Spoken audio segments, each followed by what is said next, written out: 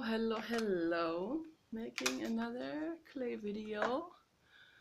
It is hot today, very hot. I am absolutely amazed. And this thing here glows in the dark. Isn't that nice? I made that. This is my emblem. This is my night shield emblem. This is my blue god in dog form. Yes, it's pretty neat. Eventually I want to make amazing clothes myself and put that emblem on. That is the dream. That is my dream, but I don't know how to get something like this started. That would, working on one garment takes me weeks. This I bought, but I bought several of these.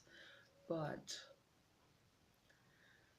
I made myself the pink t-shirt that I wore the other day at the beach. I made that and I worked like for a month on that because I sew by hand, and so for the cotton I need a specific needle, a finer needle with a finer end, and then I have a thicker needle that I work with when I work on fleece garments. So I only work with these two needles. That's all I need. That's very nice. I love it. Clothing art, is that what I call it?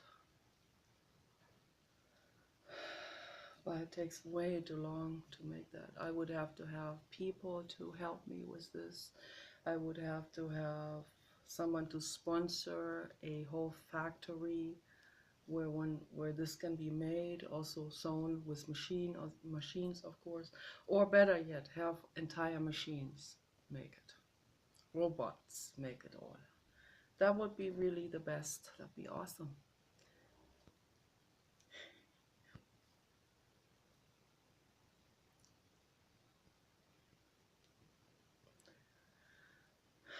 And I would love to make everything, including jewelry, accessories, bags, backpacks, everything with vegan materials.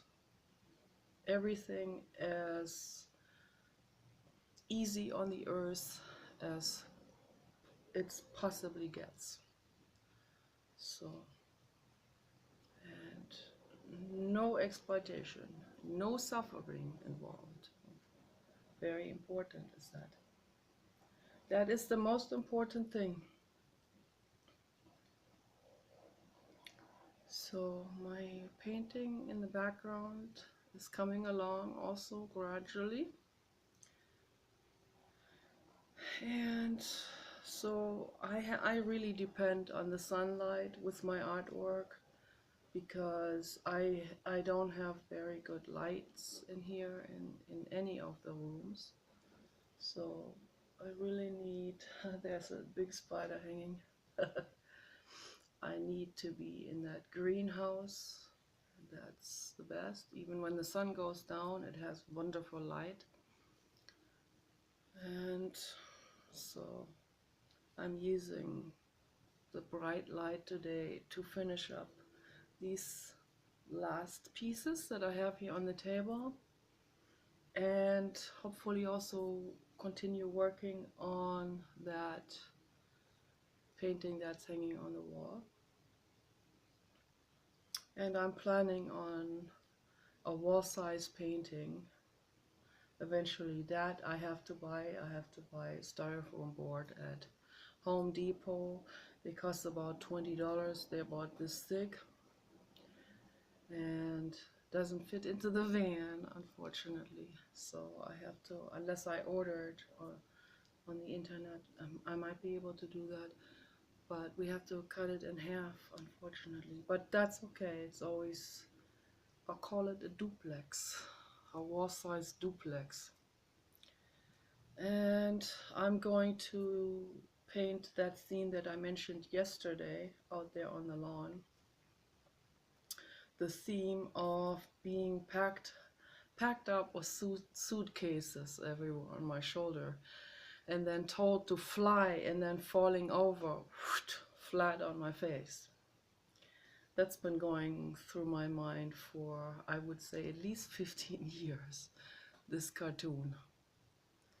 It is an offstandish cartoon. A very accusational cartoon.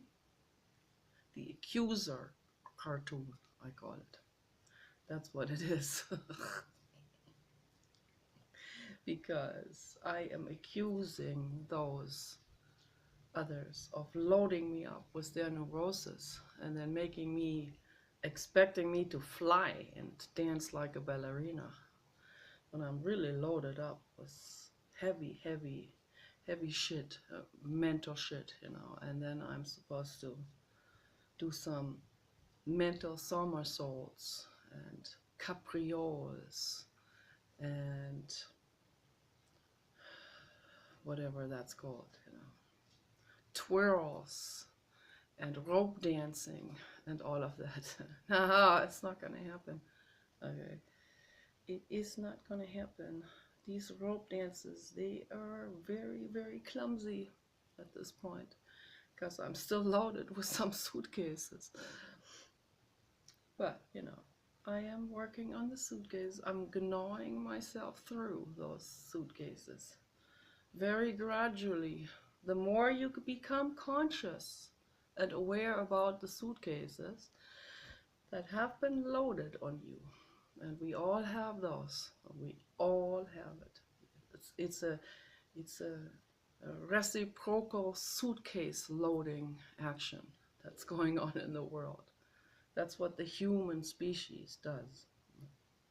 So mass neurosis, and some people take it to another level by creating mass media suitcase loading, like conveyor belt mass suitcase loading up on people, so through the media, through movies. Dog, come to me, baby. Come, my love. Come, my love. It's hot today. Yes, I know. I know. And Paul is putting lawn sprinklers all over the roof. And guess what? We're doing this for fire prevention, because we're in a fire zone, fire type of zone. This zone here is protected by the blue god. I know that for sure. But Paul doesn't believe in any metaphysics, so he only believes in materialistic fire prevention. So he puts the lawn sprinklers up and he tests them every day, and he has them running, and it's very soothing, it's very relaxing to have these lawn sprinklers on. And lo and behold, you will be surprised what good side effects come out of it. When it's really hot, it really sinks down the temperature by, I would say, by over 20 degrees Fahrenheit. Yes, if you have it 100 degrees, lawn sprinklers wetting up the entire house and the roof will bring it down to 80 degrees, where it's tolerable. I'm serious. This is really amazing. Yes, Baba, that's awesome. Yeah, and when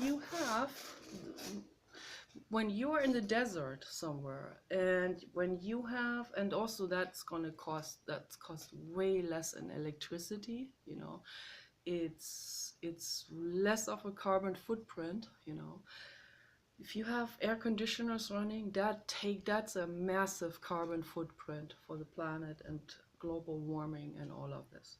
So it can be reduced, You don't have to live in a trailer.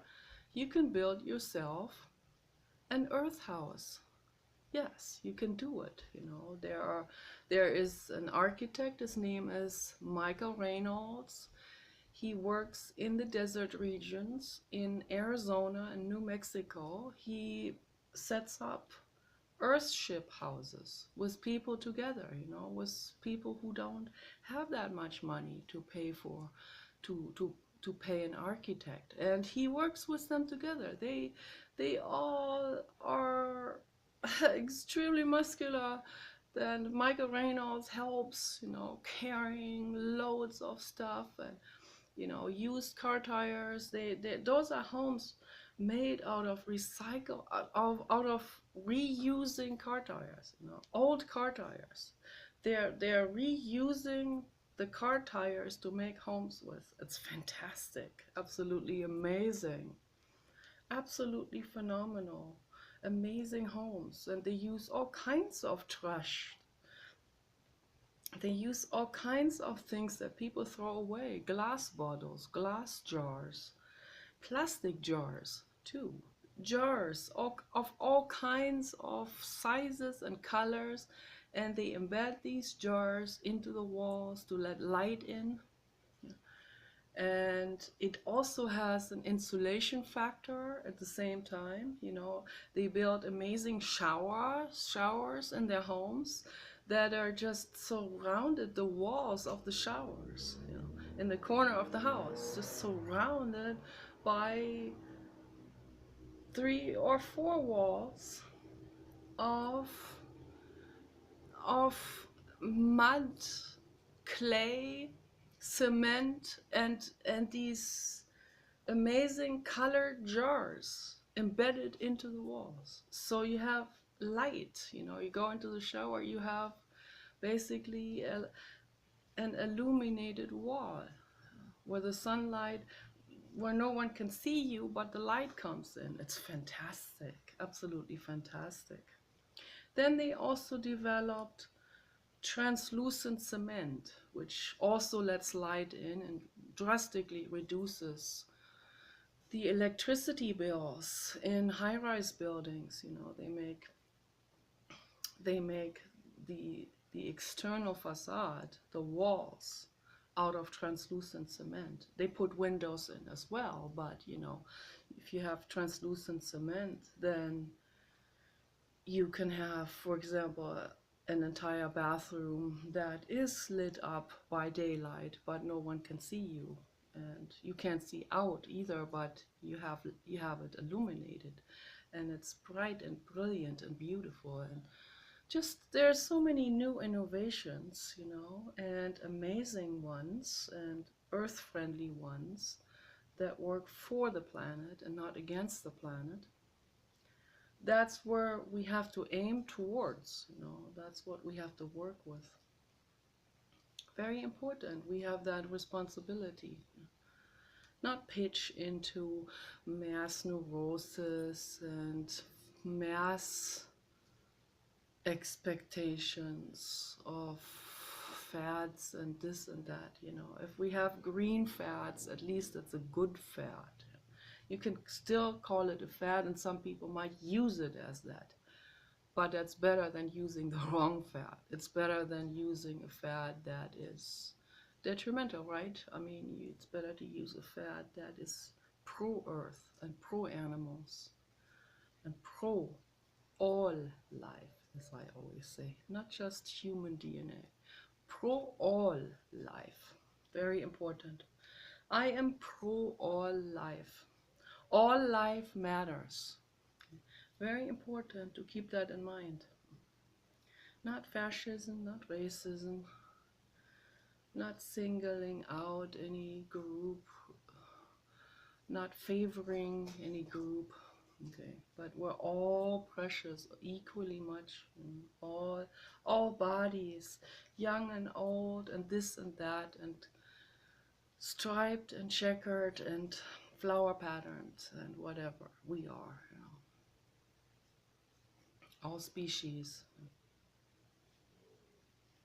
There are some whale sharks in the ocean that actually have some sort of leopard flower pattern on them. It's absolutely amazing. Beautiful, beautiful skin. Yes, there is living art here on this planet, and we need to value this. We need to appreciate it. Beautiful, beautiful beings. Yes, Papa Dog is the most beautiful being in the entire eternal universe. Yes.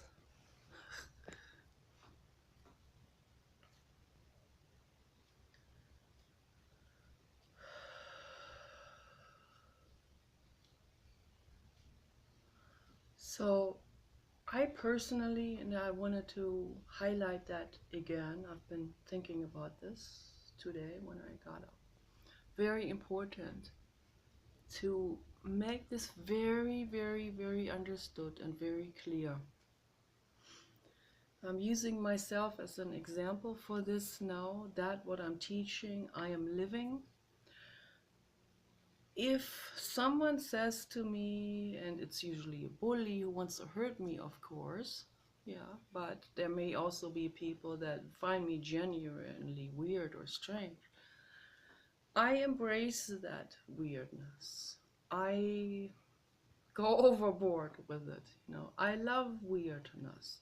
The weirdness is me.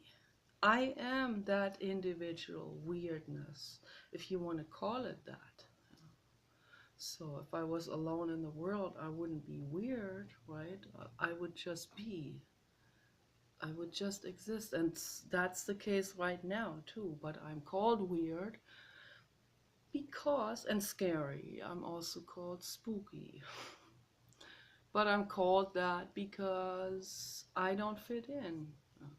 So if someone doesn't fit in, and that's extremely fascist behavior of people to call someone weird because they don't fit into their particular accepted group, whether it's a religion or any other social group. That's fascism. You need to become aware of this. Okay, that's no better than Adolf Hitler and whatever their names are. Not good. It's not good.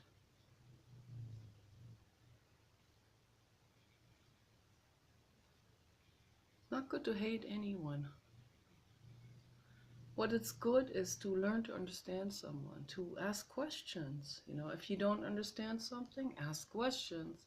You go up to that spooky person who is petitioning for the whales on the street, instead of running fast and screaming. You go up to that person and say, hey, what are you doing? What is this about? Why are you petitioning? And I will explain it to you until you to fall over with your face on the ground. until I'm blue in the face. So yeah, I will explain it to you indefinitely. If we are allowed to eat and drink and sleep in between. So I will indefinitely spend the rest of my life explaining these things, and that's what I'm doing with these videos. I will spend the rest of my life explaining it and coming at it from every angle you can possibly imagine, and I think there's endlessly many angles to approach this theme and to explain it in yet different words and yet with different examples. And there are endlessly many examples to use, and that's a beauty, because the more examples are used, the more it becomes clear, the more it crystallizes its shape out to you. What I really mean by this. Individuality, I don't mean the individuality that is forced, that is contrived, that is made in order to grandstand or to aggrandize oneself. That's not what I'm talking about. I'm not talking about a dictatorship type of thing, like the new rock star or whatever. That's not what I'm talking about. I'm talking about a simple, normal, natural person, but someone who doesn't put himself or herself above others nor below. Someone who doesn't worship anyone someone who lives out of her or his own passions, someone who makes his own art, not copied from someone else. Okay, so it seems difficult. It sounds easy, right? Well, the normal person, the natural person, but it's not easy. It's apparently for most people, it's not easy to do. Not easy to do. I used to be a child too, and I know what it feels like to be bullied. I know what it feels like to want to blend in and not be bullied anymore. I know I've seen these people that go against Hillary Clinton for only one reason, so that they're going to be liked by others. Yeah, on cost of the planet. That's what it does. That's what that fascism does. I want people to become aware about it, really aware. Donald Trump cares too, he just does not have that range of really going for all these different points that are important, because he can't. If he did, he will be kicked out. He has to follow the template of the corporate agenda, because that the Republican Party is their party. The Republican Party is the party of the corporate agenda. They also have their fingers in the other parties, as I mentioned before, but at least the other parties have some things that are beneficial for us all. Like the Democratic Party, the Green Party, they have some beneficial things. Like at least they have to some degree a pro-earth platform. The Republican Party doesn't have that at all. It's completely missing. So, and in that sense, Donald Trump cannot move much. He cannot stretch it out. He cannot push that envelope, that corporate envelope out, or he will lose that position. They will make sure. They will find a Lewinsky. They will test him. They will send him people to seduce him, and that's what they did with Bill Clinton. I know this because I have personal connections. My family has knows some people, some insiders. Okay, so that's how I know. That's quite something. That I happen to know insider stories that have never been posted anywhere and would never, because that what is posted comes from the corporate agenda. It doesn't come from anyone else. And if it came from anyone else, if I made my own newspaper or magazine, it would be smeared and debunked all over the place. It'd be this crazy newspaper. Don't listen to that clown. And I even see these comments under my humble YouTube videos. These comments appear. So that's how afraid the corporate agenda is. They are so afraid. They're afraid of a simple YouTuber who has 200 subscribers. That's how afraid they are. That could. What if she gets more subscribers, or he, or whoever that is? Whoever, a humble person, someone who sticks out of the norm. They will eyeball that person, and they will figure out a way to. Yeah, look what they're doing to Alex Jones. And Alex Jones is not. I'm not in full agreement with everything that Alex Jones says. But Alex Jones is now on the side of Donald Trump, and look what they're doing to him. Look how they censor him. It's insane. It's fascist censorship that's going on. It's amazing. Yeah, and they even do it to someone like me.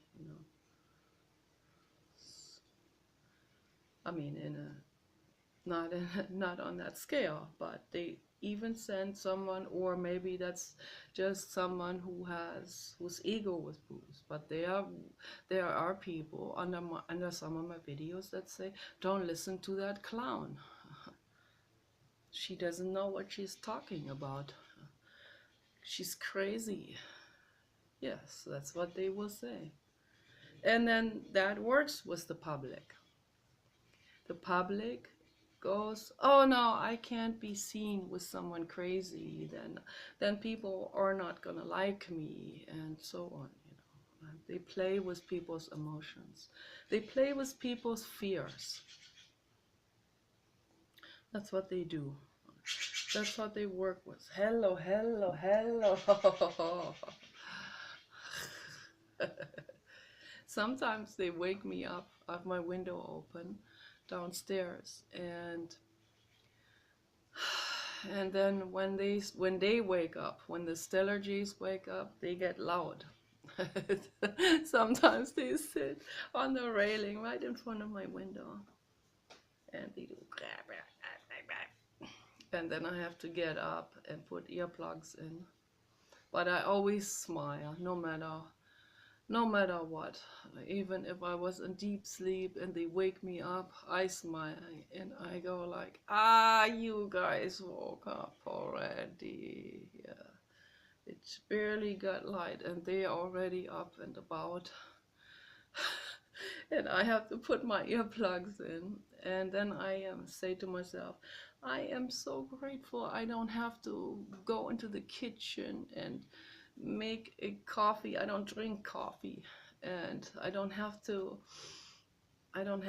whip my brain up. I don't have to get dressed. I don't have to drive to a job and work for a corporation. I don't have to do this. I'm so grateful for that. I'm infinitely grateful for that. I couldn't live like this.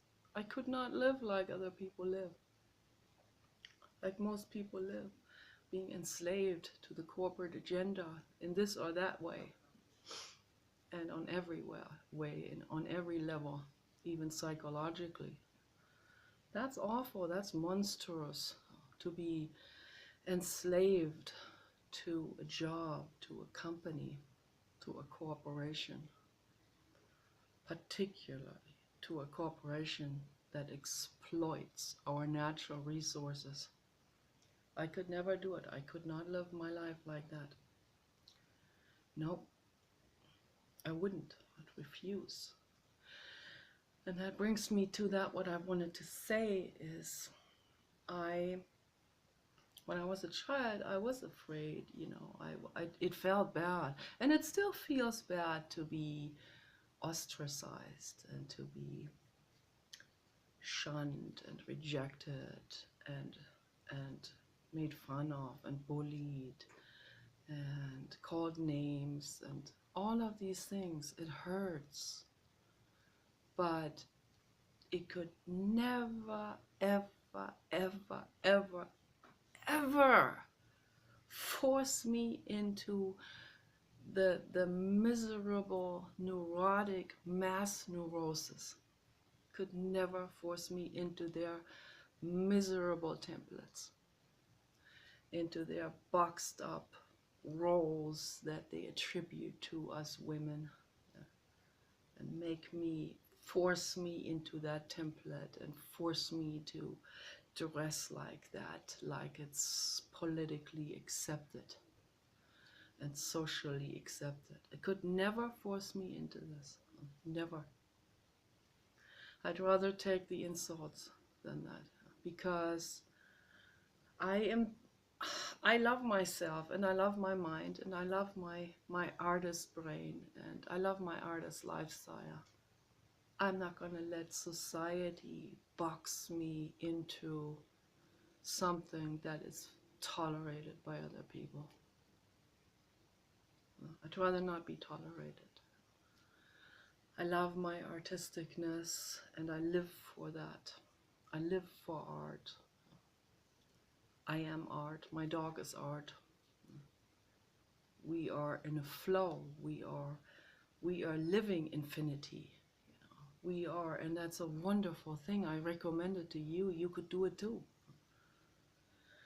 You could do it too if you free yourselves from any boxed up ways and roles that you are playing for society, for that monstrously neurotic society.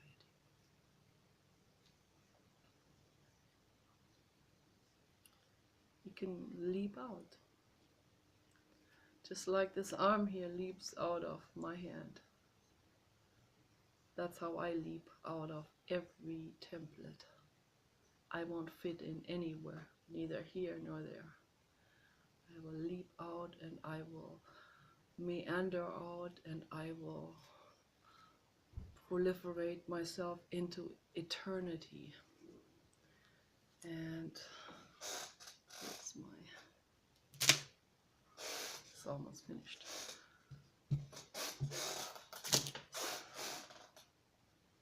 Almost finished. That's exciting for me. It's exciting to make things that are not conformist, that live for its own excitement, like the Papa dog. He lives for love and excitement and art and infinity, and it's wonderful. And cuddling is wonderful. It's a wonderful thing to do. Yes, Papa dog. Yes, and it is hot today. It is hot. That's why he got up from the couch. Too hot on the couch. Yes, it's hot today, Papa dog. We need to turn the sprinklers on. Very important.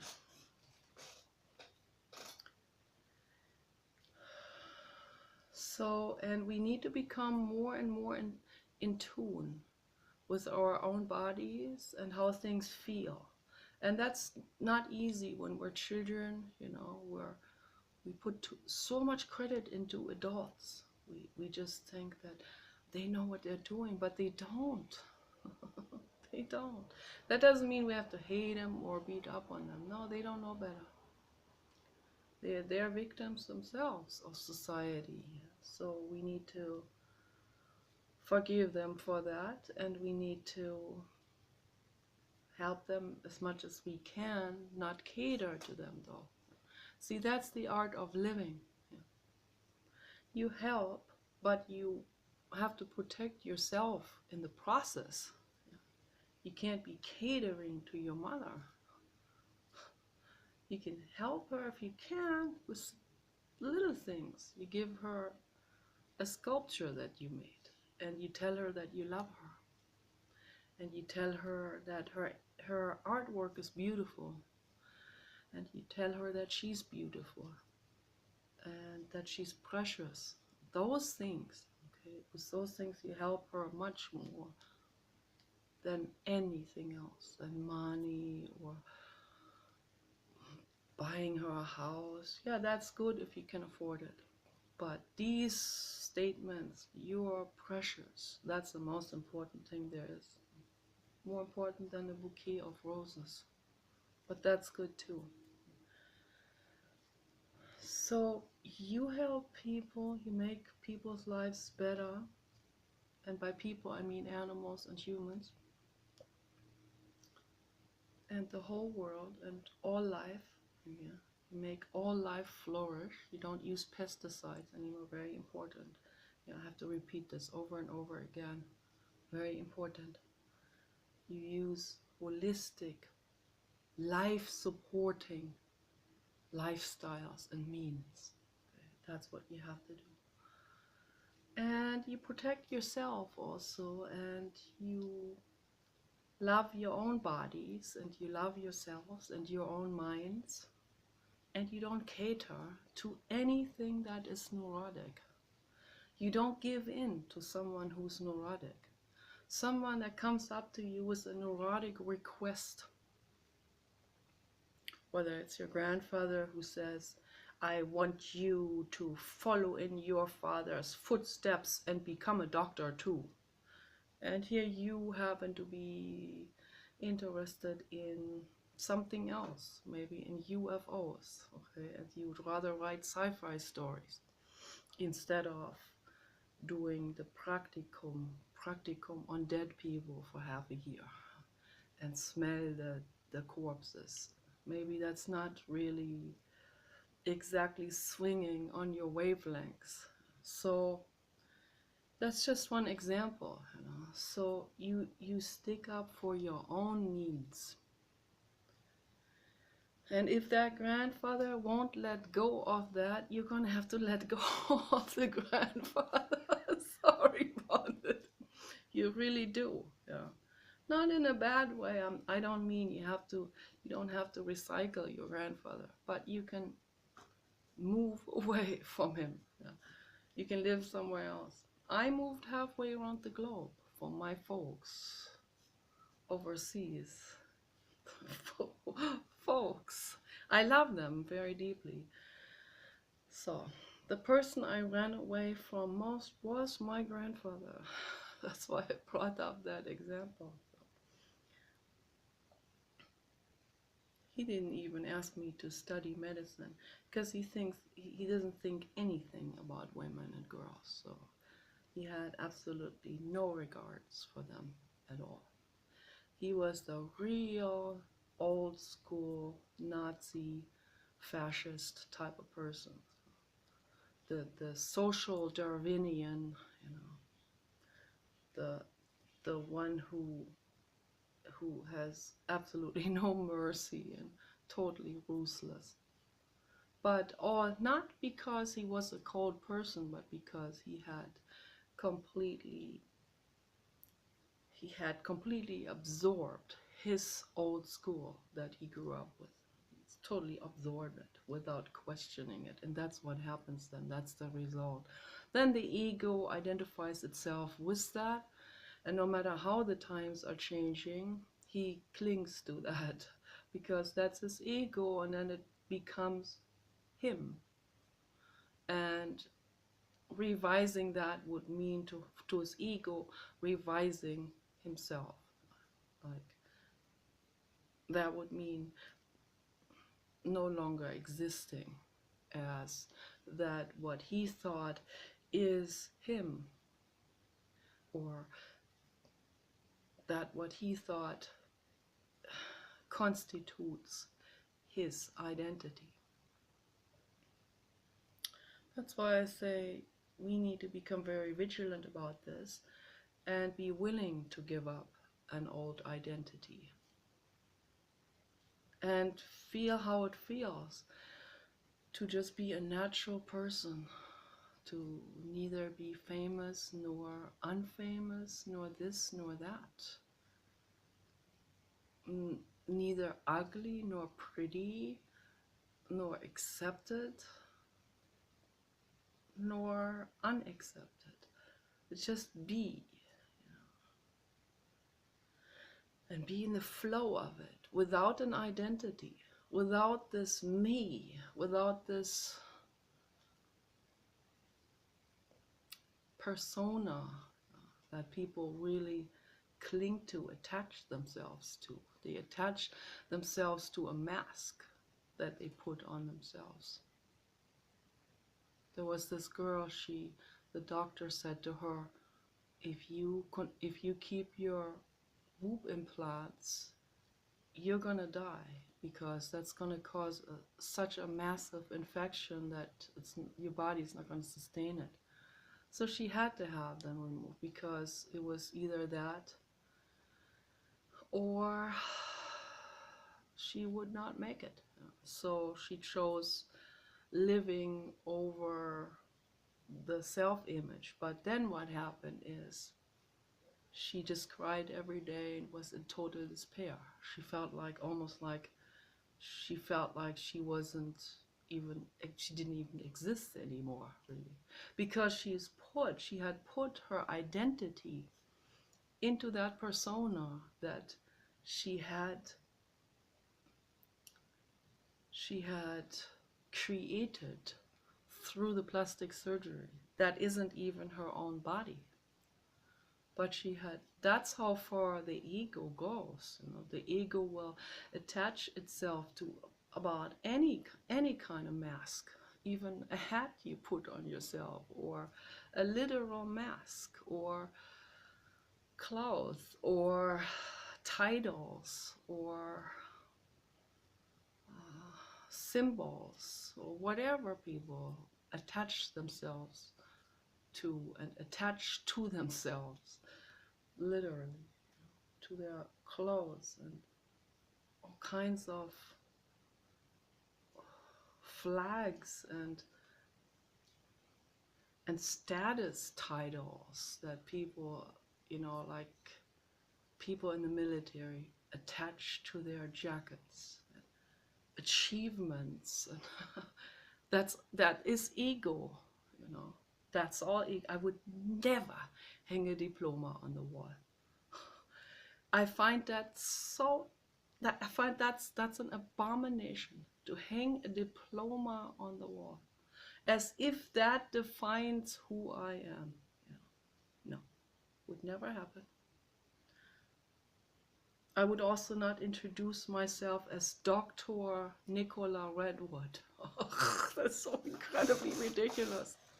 I don't have a doctorate title, and I don't care. I don't care.